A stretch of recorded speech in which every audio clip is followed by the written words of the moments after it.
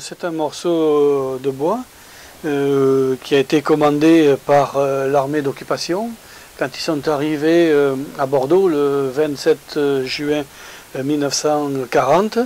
C'est un mât, c'est ce qui reste d'un mât où était dessus flottait le drapeau, le pavillon de la Kommandantur de Bordeaux. C'est un ami qui travaillait avec moi au journal Sud-Ouest, qui m'en a fait cadeau, et qui lui l'avait récupéré déjà par un agent de la ville de Bordeaux. La folie de la libération a fait que tout ce qui était panneaux de signalisation, d'ailleurs on peut voir ça dans le livre de Dominique Lormier où on voit les Bordelais en train d'arracher tous les panneaux de signalisation. Et il faut se dire qu'après la guerre, bien sûr, il fallait effacer toute présence allemande. Donc les agents municipaux de la ville de Bordeaux ont été sollicités justement pour enlever tous les objets qui restaient. Et donc, comme je dis, un ou deux agents ont scié le mât où flottait le pavillon du drapeau de la Kommandantur de Bordeaux et se les ont gardés en souvenir. Alors le pavillon, ça concerne tout ce qui est marine. Et drapeau, c'est tout ce qui est armée de terre. Quand on parle d'un drapeau, quand on dit on lève les couleurs, le drapeau, c'est l'armée de terre. Et quand on parle d'un pavillon, c'est ce qui concerne la marine. Donc là-dessus, il est écrit pavillon. Donc on peut supposer que c'était le pavillon de la marine allemande de Bordeaux, donc de la Kriegsmarine. Et, oui, Bordeaux était un port bien convoité par les Allemands. Hein. D'ailleurs, d'où vient le nom de cette fameuse base sous-marine.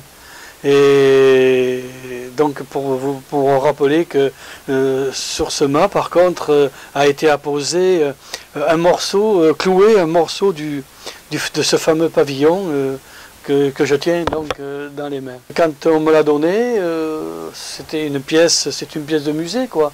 Et comme je le dis à chaque fois que je le montre, moi j'en connais que deux morceaux, un au centre Jean Moulin, qui est exposé au centre Jean Moulin, et puis un dans ma collection.